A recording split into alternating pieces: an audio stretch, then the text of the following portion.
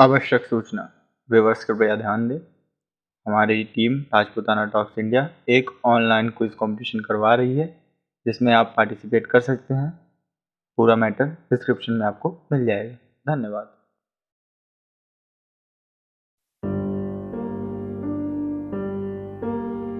अपने वजूद में आने के 100 सालों में ही इस्लाम मक्के से हिंदुस्तान की दहलीज तक आ गया था।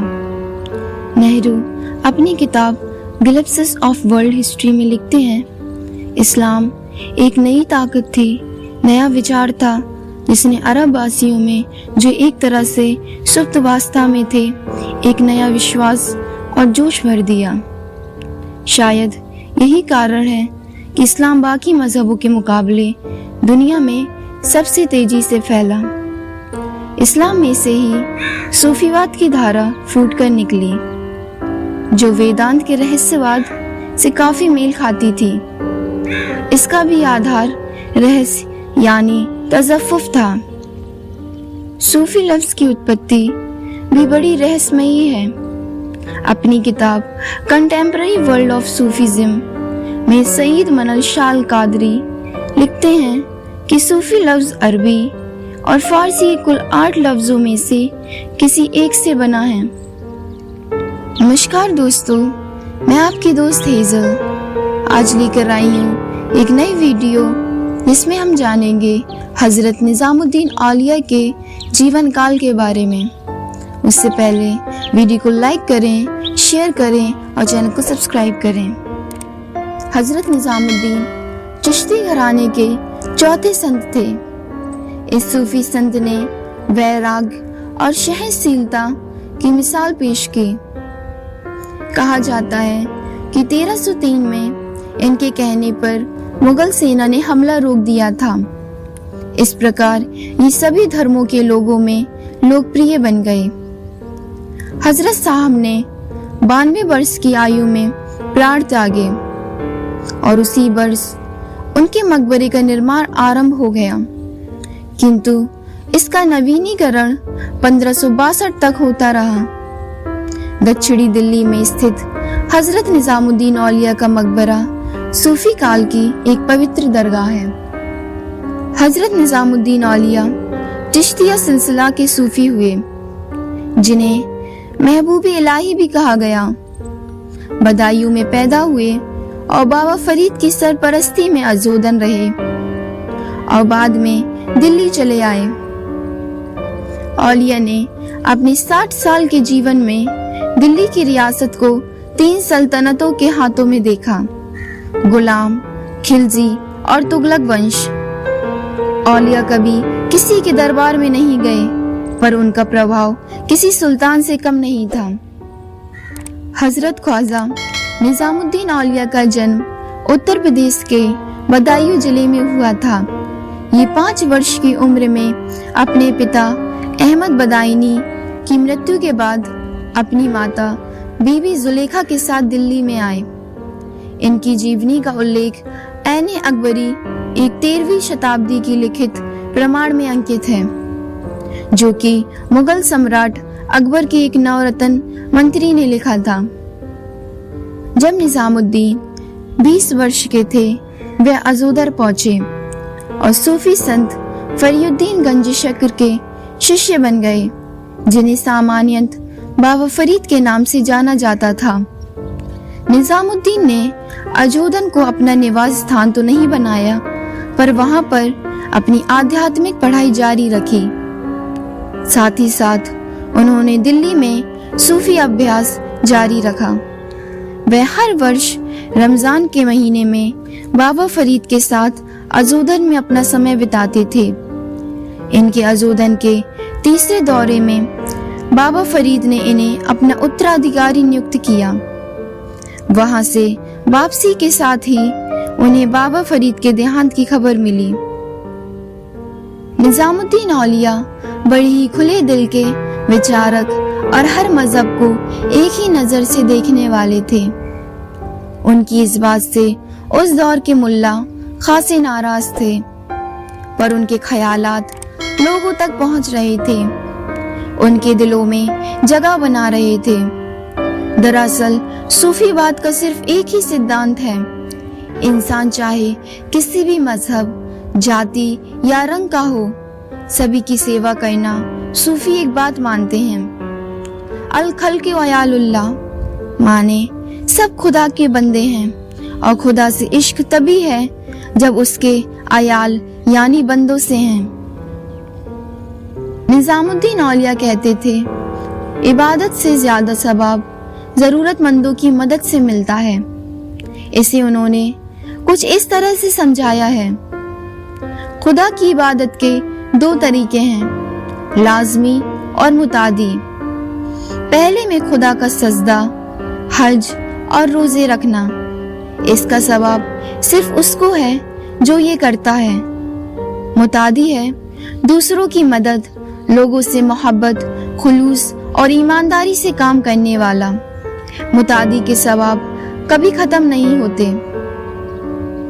फवेद अल फुआद में उन्होंने बयां किया है कि पैगंबर इब्राहिम ने एक बार किसी काफिर के साथ खाना बांटने में परहेज किया।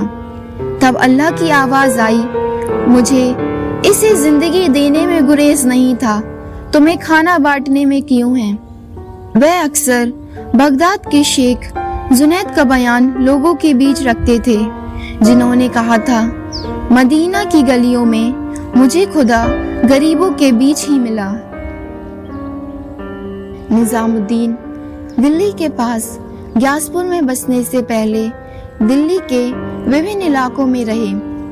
ग्यासपुर दिल्ली के पास शहर के शोर शराबे और भीड़ भड़क्के से दूर स्थित था। उन्होंने यहाँ अपना एक खानका बनाया, जहाँ पर विभिन्न समुदाय के लोगों को खाना खिलाया जाता था। खानका एक ऐसी जगह बन गई थी जहाँ सभी तरह के लोग, चाहे अमीर हो या गरीब, की भीड़ जमा रहती थी।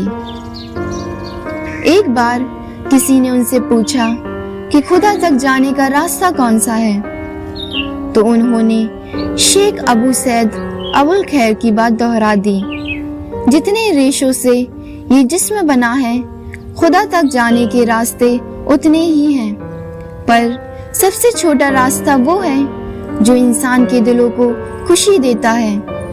मैंने अब तक यही किया है और मेरी सलाह है तुम भी ऐसा करो।